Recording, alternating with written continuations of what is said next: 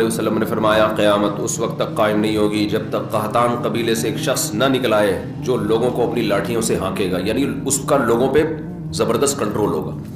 تو قحطان یہ ابو الیمن، یمن کی نسل جس سے چلی ہے نا، یمنیوں کی، تو یمنیوں میں ایک شخص پیدا ہوگا وہ قرب قیامت میں. چلیں یہ تو دیکھو جو علامات ساعت ہیں نا، قیامت کی علامتیں ہیں، ان کے بارے میں جتنی بات ہمیں حدیث سے ملتی ہے ہم اتنی پیش گوئی کر سکتے ہیں، اس سے زیادہ احادیث کو جوڑ کر ایک نئی کتاب نہیں لکھ سکتے ہم. سمجھ رہے ہو؟ آج کل یہ بڑا مسئلہ چل رہا ہے مارکیٹ میں کہ یوٹیوب پہ کچھ اسکالرز آ رہے ہیں یا کچھ لوگوں نے نا پوری احادیث وہ جوڑ کے نا ایک پورا پیش گوئیاں کی ہوئی ہیں کہ اتنے سال میں صدام حسین دریافت ہوگا، پھر اس کے بعد یہ ہوگا، پھر اس کے بعد یہ ہوگا، پھر یہاں سے آپ ٹن ماریں گے، پھر یوں جائیں گے، پھر 300، پھر 2000 فلانے میں یہ ہوگا، تو پھر 6 میں یہ ہوگا. وہ جب نہیں ہوتا تو لوگ قرآن و سنت سے بدگمان ہوتے ہیں کہ دیکھو حدیثوں میں تو تھا لیکن ہوا کچھ بھی نہیں. ہر مجدون کے نام سے کتاب آئی تھی صدام حسین پہ، انہوں نے سب کچھ امام مہدی والی سے متعلق جتنی حدیث ہیں وہ سب فٹ کر کے، تو میں نے وہ کتاب پڑھی نہیں تھی. میں نے کہا یار یہ جو چیزیں نبی سے منسوس ہیں نا وہ تو ہم نے پڑھی ہوئی ہیں حدیث میں، یہ تو انہوں نے جوڑا ہے اپنے انداز سے جوڑا ہے نا. تو مجھے بہت لوگوں نے کہا یہ پڑھو، میں نے نہیں پڑھی. میں نے کہا میرا دل ہی نہیں آتا اس کے اوپر، پڑھ کے دماغ خراب ہوگا اور کچھ بھی نہیں ہوگا. تو جب صدام حسین کو پھانسی پہ لٹکا دیا نا تو وہ کتاب ہی غلط ثابت ہو گئی، کیونکہ اس میں یہ نہیں تھا کہ پھانسی پہ لٹکے گا، اس میں کچھ اور تھا کہ آگے جا کے بہت کچھ علاقے فتح کرنے اس نے. تو اس لیے یہ کام چھوڑ دینا چاہیے. جو چیز جتنی مبہم حدیث میں رکھی ہے اس میں کوئی حکمت ہے تو اس کو مبہم طور پر ہی بیان کرنا چاہیے. تو جو ہے جیسے یاجوج ماجوج کا ہے، بس اس کو اجمالی طور پر ہمارا عقیدہ ہے کہ یاجوج ماجوج دنیا میں کہیں ہیں اور ایک نہ ایک دن نکلیں گے، حضرت عیسیٰ علیہ السلام ان کو قتل کریں گے.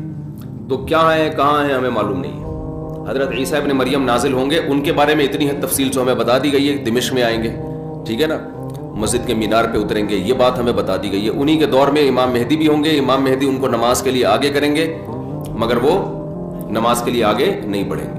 بس کس سن میں آئیں گے اس کا قرآن و سنت میں کوئی تذکرہ نہیں ملا. آئیں گے دمشق میں، صحیح ہے نا؟ نہیں میں نے کبھی نہیں کہا 2025 میں. تو وہ یہ سب چیزیں اپنی جگہ ہیں. باقی ہم نے جو فیصلے کرنے علامات ساعت کو دیکھ کے نہیں کرنے، ہم نے موجودہ حالات کو دیکھ کر جو گراؤنڈ ریئلٹی ہمیں جس سمت میں چلنے کا حکم دے رہی ہے ہم نے اس کے حساب سے فیصلے کرنے. سمجھتے ہو کہ نہیں سمجھتے؟ مثال کے طور پر ہوتا ہے کوئی بھی آدمی خروج کرنا شروع کر دیتا ہے اسٹیٹ کے خلاف، یا کہیں بھی کسی ملک میں دھماکے شروع کر دیتا ہے اور کہتا ہے اصل میں خراسان سے ایک لشکر نکلنے والا ہے، حدیث میں آتا ہے، تو میں اس لشکر کے لیے لشکر تیار کر رہا ہوں چھوٹا، تاکہ وہ بڑے لشکر میں ضم ہو جائے. یہ چل رہا ہے مارکیٹ میں. تو بس امام مہدی آنے والے ہیں، تو وہ دیکھو حدیثوں میں تو آتا ہے جب یہ ہوگا تو پھر وہ دیکھو ابھی امام مہدی آنے والے ہیں، ابھی یہ دھماکہ کرنا ہے، ہم نے فلاں جگہ بم رکھنا ہے، تو بھائی لشکر تیار ہو رہا ہے نا، تو خلاف خلیفہ بھی آ رہا ہے، تو ہم امام مہدی کے ساتھ ملیں گے. تو آپ کہو بھائی کب آ رہے ہیں؟ بھائی حدیثوں میں ملتا ہے دیکھو، تو وہ یہ لشکر ہوگا اور خراسان میں ابھی دیکھو بم پھٹائے گا نہیں پھٹا، تو یہ وہی امام مہدی کا لشکر تیار ہو رہا ہے. بھائی ہمیں کیا پتہ یہ وہ والا ہے یا وہ والا بم پھٹائے یا وہ والا جو امام مہدی کے دور میں پھٹے گا وہ بعد میں جا کے پھٹے گا، ہمیں کیا پتہ یار. تو وہ جب اللہ نے جو کام کرنا ہے وہ اللہ کو کرنے دو، آپ اپنے حساب سے دیکھ کے چلو گے. سمجھتے ہو؟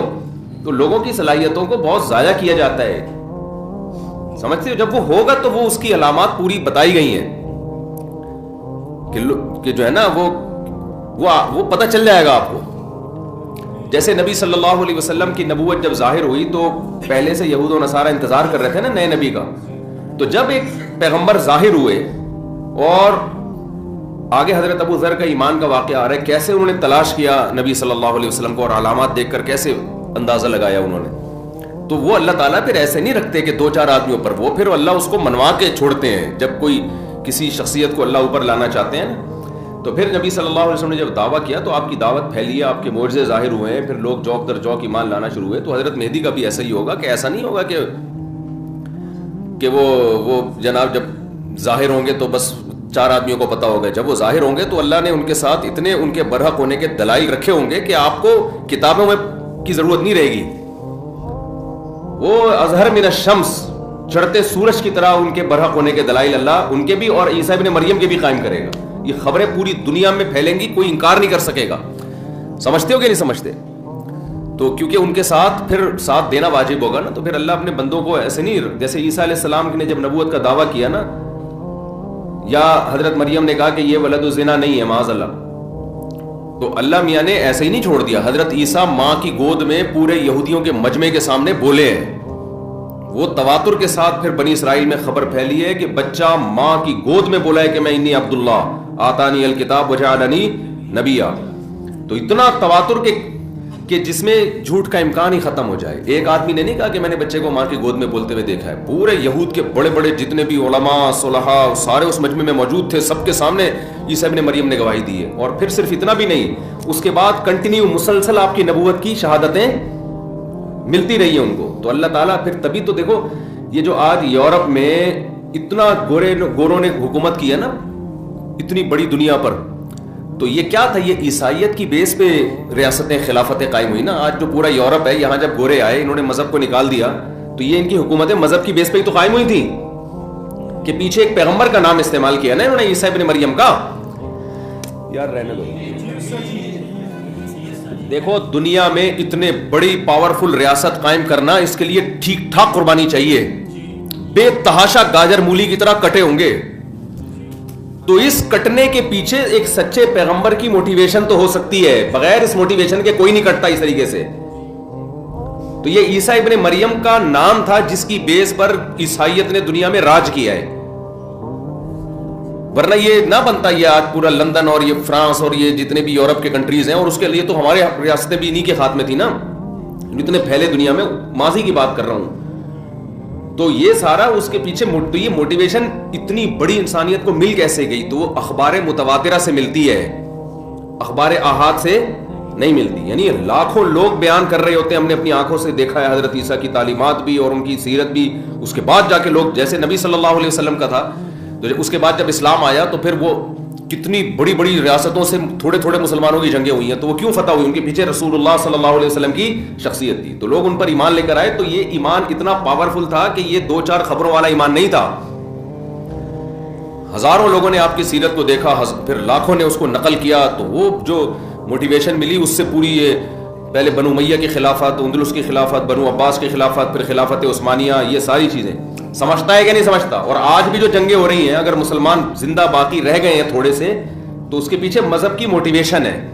تو یہ جعلی چیزوں کی موٹیویشن اتنی پاورفل نہیں ہوتی. بتانے کا مقصد یہ ہے. تو یہ خود یہ جو سب سے پہلے یہودیوں نے دنیا پہ حکومت کی, پھر عیسائیوں نے, پھر اسلام نے, تو ہمیشہ بڑی بڑی ریاستیں آسمانی مذہب ہی کی قائم ہوئی ہیں. تو خود یہ بات بھی آسمانی مذاہب کے سچے ہونے کی دلیل ہے. کسی باطل بیس پر اتنی بڑی ریاستیں قائم ہوتی نہیں ہیں, کیونکہ اس کے لیے ٹھیک ٹھاک قربانی چاہیے. وہ قربانی حب مال اور حب جاہ والے دیتے نہیں ہیں, الا یہ کہ پاور بہت ہو تو پھر دے دیتے ہیں. وہ پھر تو قربانی رہتی نہیں نا.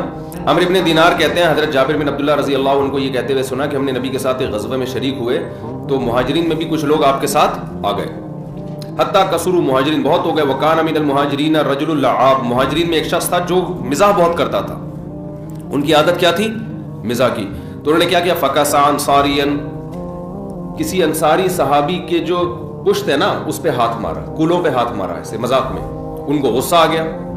فغضب الانصاری غضبا شدیدا, بہت سخت غصہ آ گیا انصاری کو. حتی تداعوا, ایک دوسرے کو بلانا شروع کر دیا, بھائی اس نے مجھے تنگ کیا ہے, آئے ہو بھائی ذرا اس سے انتقام لیتے ہیں. انہوں نے کہا, جب لڑائی شروع ہوئی تو انصاریوں نے کہا کہ یا الانصار, اے انصاریوں ادھر آ جاؤ. سارے انصاری جمع ہو جائیں, ان سے ہم نے جھگڑا کرنا ہے. تو مہاجر نے کہا کہ اے مہاجرو ادھر آ جاؤ. تو اب یہ قوم پرستی کی جنگ شروع ہو گئی نا بھائی. وہ کہہ رہے ہیں کہ جو بھی انصار ہیں وہ ادھر آ جائیں. مہاجروں نے کہا جو مہاجر ہیں ادھر آ جائیں. نبی صلی اللہ علیہ وسلم نے نکلے تو فرمایا, ما بالو دعوی اہل الجاہلیہ, یہ جاہلیت والے دعوے کا کیا حال ہے؟ یہ کون سے تم باتیں کر رہے ہو؟ اب دیکھو یہاں قومیت کا استعمال کس کے لیے ہو رہا ہے؟ لڑوانے کے لیے. یہاں قوم پرستی تعصب ہے, حرام ہے, ناجائز ہے. نبی نے قوموں کے حوالے بھی دیے, اور یہاں پر آپ قومیت سے منع کر رہے ہیں. ذرا سی جنگ ہو پنجابیوں میں, اور ہم پٹھان ہیں, ہم پنجابی ہیں, اس موقع پہ یہ نعرہ ناجائز اور حرام. اور آج کل یہی چل رہا ہوتا ہے, ہم بھی ہیں, ہم بھی پنجابی ہیں, ہم بھی پٹھان ہیں, ہم بھی مہاجر ہیں. تو ایک دم ایسی جنگ چھڑتی ہے کہ پھر لاشیں اٹھانا مشکل ہو جاتا ہے. ایسا مذاق بھی ٹھیک نہیں ہے نا, بس غلطی ہوئی نا ان سے. تو ان کو تھوڑی پتا تھا کہ یہ ہو جائے گا. تو آپس میں بھی ایسے مذاق نہ کیا کرو بھائی. اچھا بھائی نبی صلی اللہ علیہ وسلم نکلے, فرمایا فقال النبی صلی اللہ ہاں فخرج النبی فقال بھائی یہ حدیث کل پڑھیں گے استاد جی, آ نہ جائیں, نہیں آئیں گے تو پھر مکمل کر لو. تو میرے بھائی فقال النبی ہاں تو نبی صلی اللہ علیہ وسلم نے فرمایا ثم قال ما شانهم, آپ نے فرمایا کیا ہوا ان کو, فاخبر بکسعۃ المہاجری الانصاریہ, صحابہ نے بتایا کہ انہوں نے ایسے مذاق کیا تھا, اس کے بعد جنگ شروع. قال فقال النبی صلی اللہ علیہ وسلم دعوها فانها خبیثہ, آپ نے فرمایا اس نعرے کو چھوڑ دو یہ خبیث ہے. یعنی قوم پرستی کا نعرہ کیا ہے؟ خبیث. ایک حدیث میں آتا ہے منتنا, بدبودار, وہ جو بچہ بکری کا بچہ نہیں پڑا ہوا ہوتا کچرے میں, مردہ بچہ, تو اس سے جو اس کو بھی منتنا کہتے ہیں نا, بدبو پھیلا رہا ہے. تو یہ قوم پرستی کا نعرہ کیا ہے؟ بدبودار. وقال عبداللہ ابن ابی ابن سلول, عبداللہ بن ابی ابن سلول منافق کو موقع مل گیا, یہ خود بھی انصار میں سے تھا, اس کو موقع مل گیا بھائی اس جنگ کو تھوڑا کیا کرو, تھوڑا بھڑکاؤ یار, آگ لگاؤ, اس میں آگ لگاؤ. اقد تداعوا علینا, انہوں نے کہا تداعوا علینا, انہوں نے کہا اچھا یہ مہاجرین نے ہم پر اپنی قوم کو بلایا ہم سے لڑنے کے لیے. لئن رجعنا الى المدینۃ لیخرجن الاعز منها الاذل, تو کہنے لگے کہ اچھا ہم نے تو ان لوگوں کو پناہ دی ہے مکہ میں, سوری مدینہ میں, یہ کمزور لوگ تھے, ہم نے مدینہ میں ان کو پناہ دی ہے اور یہ ہم سے لڑنے کی باتیں کر رہے ہیں. ہم واپس جائیں گے تو ہم جو عزت دار لوگ ہیں معاذ اللہ ان رسوا لوگوں کو نکالیں گے.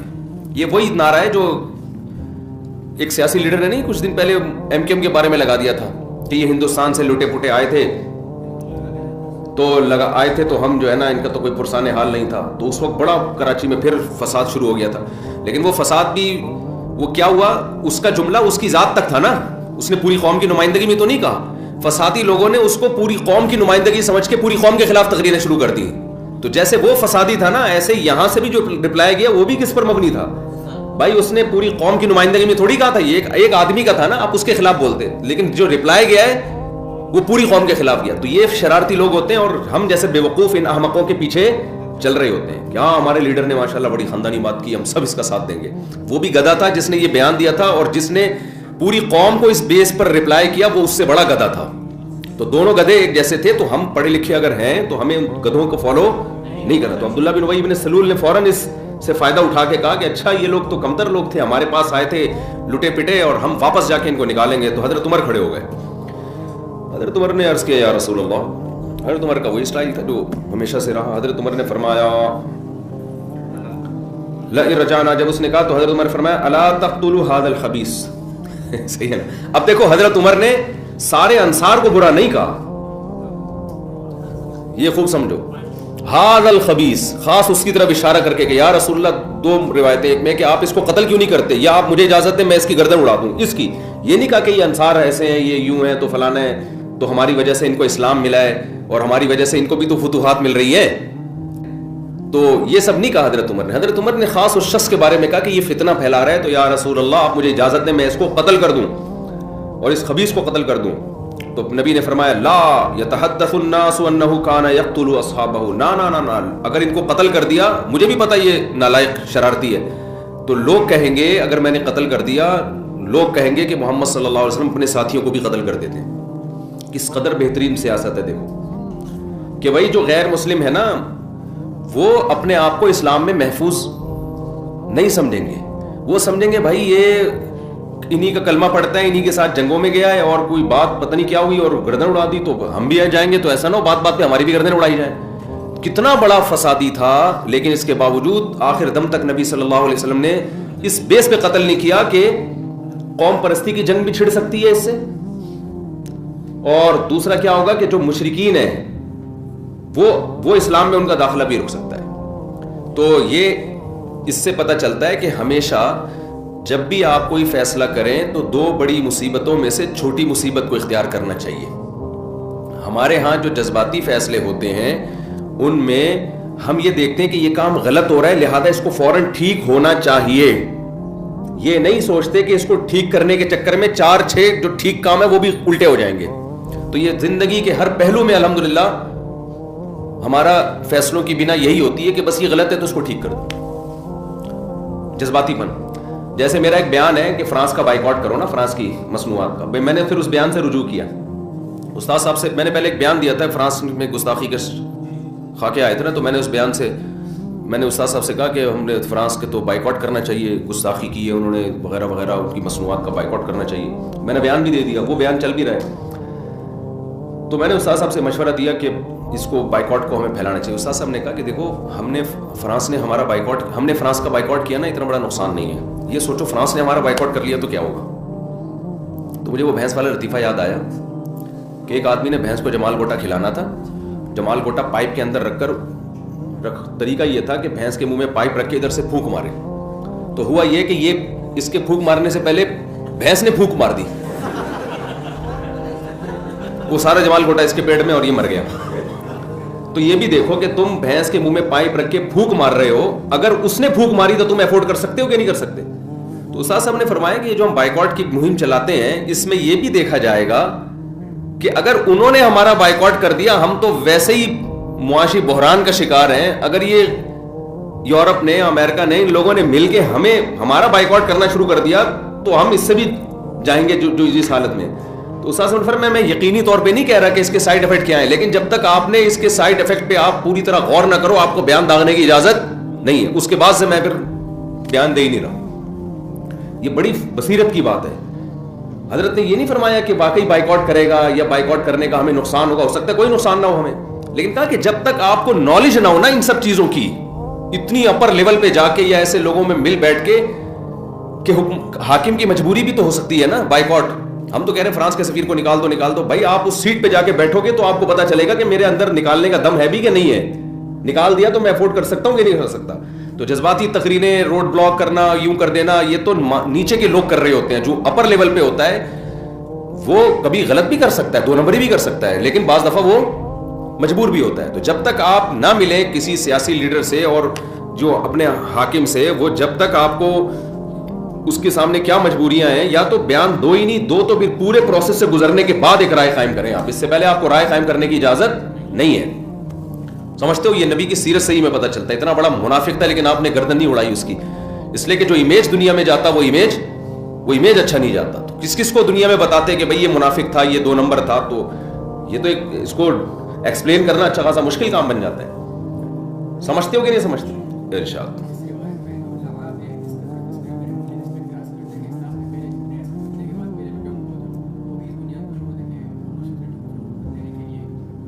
وہ پاگل لوگ ہیں, یہ تو انہوں نے ان کے کولے پہ ایسے ہی ہاتھ مارا نا جیسے مذاق میں نہیں لوگ مار رہے ہوتے تب کی. تو یہ کہہ رہے ہیں ملحد لوگ اس پہ وہ کرتے ہیں کہ اسلام میں جو یہ جنگ شروع ہوئی اور اس کی نیت غلط تھی.